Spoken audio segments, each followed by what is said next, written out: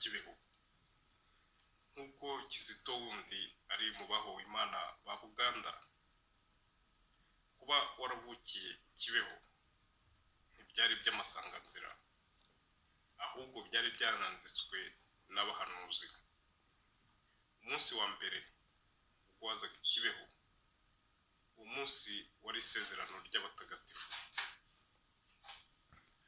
aribwo baje baguherekeje muri uwo murwa w'inyigisho. Ikibeho cya kera kigirwagamo ubumenyi buhambaye. Kibeho kandi cyagomba kongera kubakwa iryo sezerano wari warahawe, ngo kimere nk'uko cyahoze kera, nk'uko amahanga yazaga gutangarira umurwa w'ubwenge. Ibi ntibyashobotse kuko amashitani yaje kwitambika.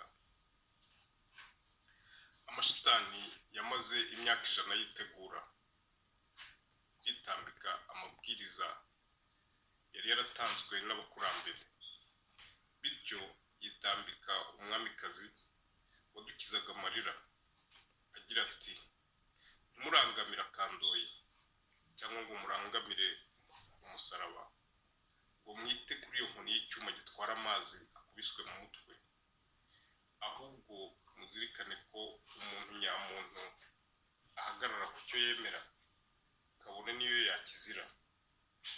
Kizito uhagaze ku kwemera kwawe, ubu ukaba uri ikimenyetso cy'abazitotezwa.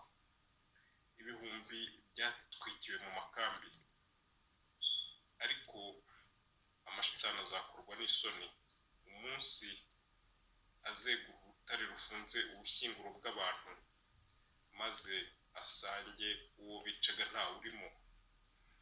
Aho niho bazasobanukirwa ko barwanaga n'umuyaga